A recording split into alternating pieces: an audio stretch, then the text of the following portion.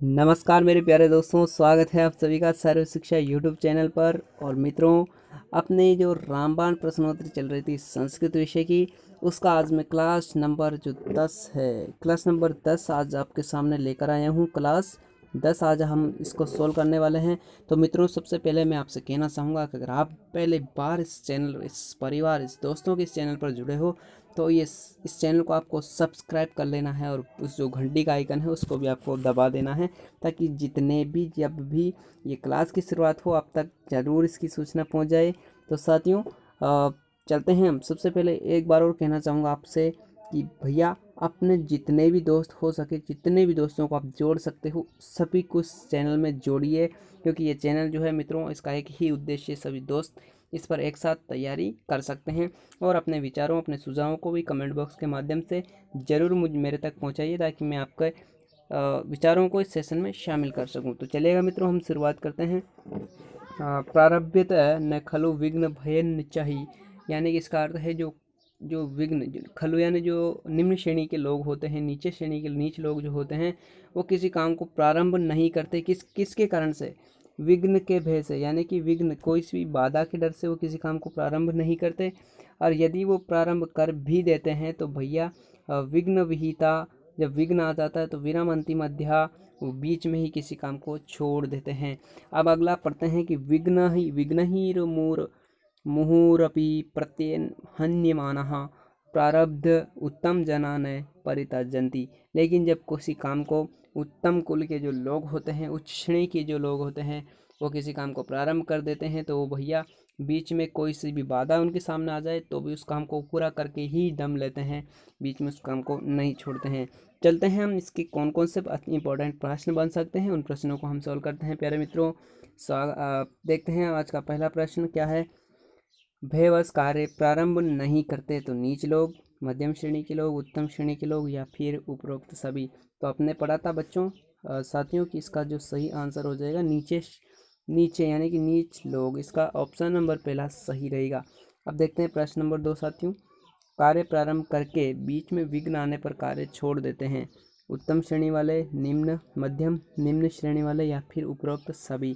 तो मैंने आपको बताया जो निम्न श्रेणी के जो लोग होते हैं वो क्या कर देते हैं, कार्य को बीच में ही किसी बाधा के आने पर छोड़ देते हैं, डर की वजह से छोड़ देते हैं। तो ऑप्शन नंबर सी अपना सही रहेगा प्यारे दोस्तों। अब चलते हैं अगले प्रश्न की ओर। अगला प्रश्न है दोस्तों कि विघ्न के द्वारा बार बार बाधित होने पर भी कार्य पूर्ण किए बिना नहीं छोड़ते। कौन नहीं छोड़ते? विद्वान लोग, मध्यम श्रेणी, उत्तम श्रेणी, या फिर निम्न श्रेणी। तो अपना जो सही आंसर है मेरे प्यारे मित्रों वो है ऑप्शन नंबर सी, वह उत्तम श्रेणी के पुरुष, है ना। अब चलते हैं अगले प्रश्न की ओर। अगला प्रश्न है मेरे प्यारे दोस्तों, परितज्जन्ति पद में उपसर्ग बताइए, है ना।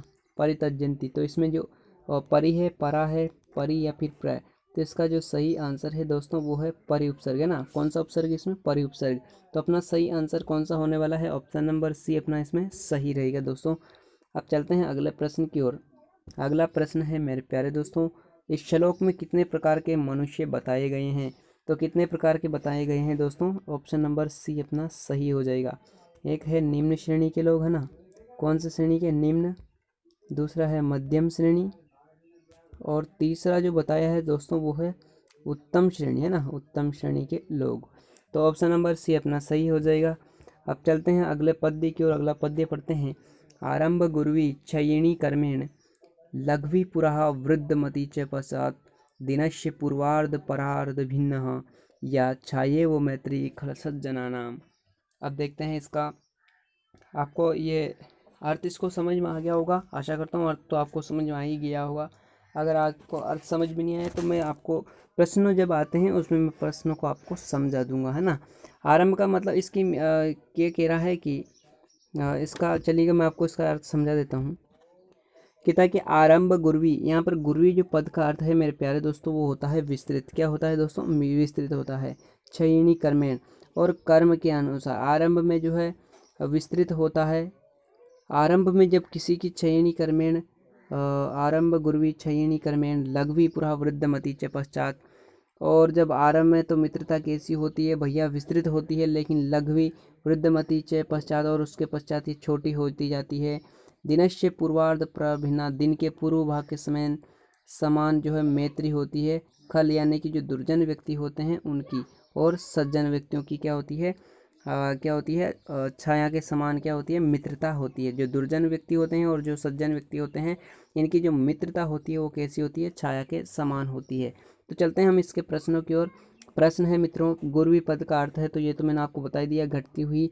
इसका सब सही आंसर है वो है विस्तृत। गुरवी पद का यहाँ पर अर्थ है विस्तृत, है ना। विस्तृत यानी विस्तार पूर्वक, या फिर इसको हम बड़ा भी कह सकते हैं। क्या कह सकते हैं दोस्तों, बड़ा भी हम इसको कह सकते हैं। अब चलते हैं अगले प्रश्न की ओर दोस्तों।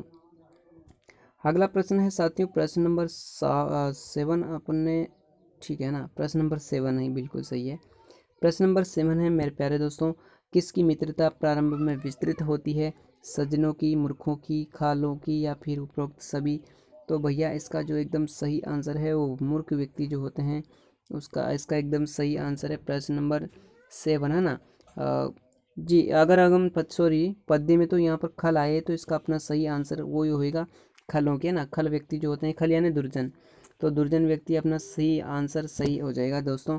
अब चलते हैं हम प्रश्न नंबर 8 की ओर। आरंभ गुर्वी क्षयिणी कर्मेण रेखांकित पद में विभक्ति है, प्रथमा बहुवचन, चतुर्थी एक वचन, प्रथमा एक वचन, या फिर तृतीय एक वचन। तो इसका जो एकदम सही आंसर है, राम के समान इसका रूप चल रहा है मित्रों, तो ऑप्शन नंबर डी अपना सही हो जाएगा। अगर आपको अगर संस्कृत के जो शब्द रूप या धातु रूप नहीं याद है तो हम एक सेशन चलाने वाले हैं जो इसमें मैं आपको पूरे शब्द रूप और धातु रूप को सिखाने वाला हूँ। उस क्लास को, सेशन को आप जरूर अटेंड करना, आपको मज़ा आ जाएगा। बड़े गाने के साथ हम उसको गा गा कर उसको अच्छे से याद करेंगे, ना। तो देखना मत भूलिएगा उस सेशन को। सबसे पहले हम इसको चलते हैं प्रश्न नंबर 8 की ओर, प्रश्न नंबर 9 की ओर, कि दिन के पूर्व भाग के समान किसकी मैत्री होती है।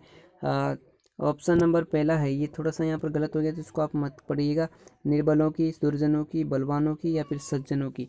तो दिन के जो पूर्व भाग के समान जो मैत्री होती है मित्रों, वो होती है दुर्जनों की, यानी कि ऑप्शन नंबर बी अपना सही है।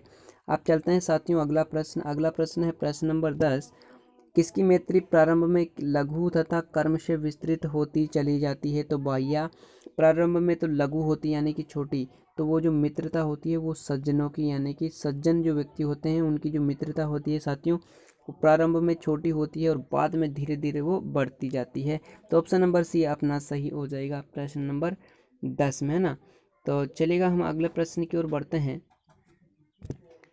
अगला प्रश्न है साथियों प्रश्न नंबर 11, है ना। सज्जन और दुर्जनों की मैत्री होती है, तो मैंने आपको बताया था कि छायेव मैत्री खल सज्जना नाम, छायेव मैत्री खल सज्जना नाम, यानी कि जो खल या दुर्जन और सज्जन व्यक्ति की जो संधि मैत्री होती है, मित्रता होती है, वो होती है ऑप्शन नंबर पहला, यानी कि छाया के समान। किसके समान प्यारे दोस्तों, छाया के समान उनकी मैत्री यानी कि मित्रता होती है। अगला प्रश्न है मेरे प्यारे दोस्तों, प्रश्न नहीं, यहाँ पर क्या आ चुका है, पद्य आ चुका है। वृथा वृष्टि समुद्रेशु, यानी कि जिस प्रकार से समुद्र में वर्षा जो है वो व्यर्थ होती है, वृथा वैसे ही तृप्तस्य भोजनम, भोजन के लिए तृप्ति, और वृथा दानम समर्थस्य, वो दान भी बेकार होता है, बिना मतलब का होता है, जो समर्थ लोगों को लिए होता है। वृथा वैसे ही दीपो दिवापिच, वैसे ही दीपक जो होते हैं वो बिना किसी काम के नहीं होते, जो दिन में जलते हैं। चलते हैं हम, ये अर्थ आपको समझ में आ गया होगा। अब चलते हैं हम इनसे प्रश्न बनने वाले प्रश्नों की ओर। वृष्टि पद का अर्थ है बरसात, सर्दी, बुद्धि, या फिर ग्रीष्म।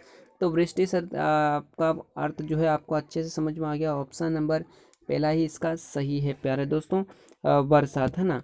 अब चलते हैं अगले प्रश्न की ओर। अगला प्रश्न है साथियों, किसके लिए दान अनावश्यक है। तो आपने पढ़ा होगा कि जो वृथा दानम समर्थस्य, यानी कि जो दान समर्थ व्यक्ति के लिए होता है वो बिल्कुल गरीब, मतलब क्या नहीं होता है, वो अच्छा नहीं होता, अच्छा बिल्कुल भी अच्छा नहीं होता। तो ये कह रहा है कि किसके लिए दान अनावश्यक है, क्या तृप्त लोगों के लिए, गरीब के लिए, समर्थ के लिए, या फिर समुद्र के लिए। तो भैया इसका जो सही आंसर है वो समर्थ लोगों के लिए, यानी कि ऑप्शन नंबर सी अपना सही हो जाएगा। अपन ने पढ़ा था प्यारे दोस्तों, क्या पढ़ा था अपन ने पढ़ा था वृथा, वृथा दानम समर्थस्य, ना, यही पढ़ा था ना, समर्थस्य। ये हमने पढ़ा था, तो अपना सही आंसर हो जाएगा समर्थ व्यक्तियों के लिए। अगला प्रश्न है साथियों, अगला प्रश्न आपके लिए है प्रश्न नंबर 14, समुद्र के लिए आवश्यक नहीं है। समुद्र के लिए आवश्यक क्या नहीं है भैया? समुद्र के लिए वृष्टि, वृथा वृष्टि समुद्रेषु। अपन ने क्या पढ़ा था? अपन ने पढ़ा था कि वृथा वृष्टि ही समुद्रेषु। क्या पढ़ा था साथियों? समुद्रेषु, ये अपने पढ़ा था। यानी कि समुद्र के लिए जो वृष्टि होती है वो अनावश्यक होती है। तो वृष्टि इसका सही आंसर हो जाएगा मेरे प्यारे दोस्तों, ऑप्शन नंबर पहला। अब चलते हैं आज के सेशन का अंतिम प्रश्न, लास्ट प्रश्न है, समुद्रेषु शब्द में विभक्ति है, ठीक है। तो इसका जो सही आंसर है मेरे प्यारे दोस्तों, आपने राम के रूप पढ़ा होगा। राम की बिल्कुल इसी तरह चलता है जैसे रामः रामान, रामाय रामेभ्यः रामाणाम रामेषु, रामेषु बनता है, तो इसमें क्या बनेगा? समुद्रेषु। तो यानी कि ऑप्शन नंबर डी अपना एकदम सही हो जाएगा, सप्तमी बहुवचन मेरे प्यारे दोस्तों। अब अगर तो ये थी मेरे दोस्तों आज की क्लास। अगर आज की क्लास आपको पसंद आई है तो चैनल को सब्सक्राइब करके जाना, लाइक करके जाना, कमेंट बॉक्स के माध्यम से अपने कितने प्रश्न इस सेशन में सही हुए हैं वो भी आपको बता के जाना है। अपने जो भी विचार, अपने जो भी प्रश्न है वो कमेंट बॉक्स के माध्यम से ज़रूर बताना, ताकि मैं अगले सेशन में आपके लिए आपका उन सुझावों को मैं शामिल कर सकता हूँ। तो चलिएगा मित्रों, आज के लिए इतना ही। बहुत बहुत धन्यवाद।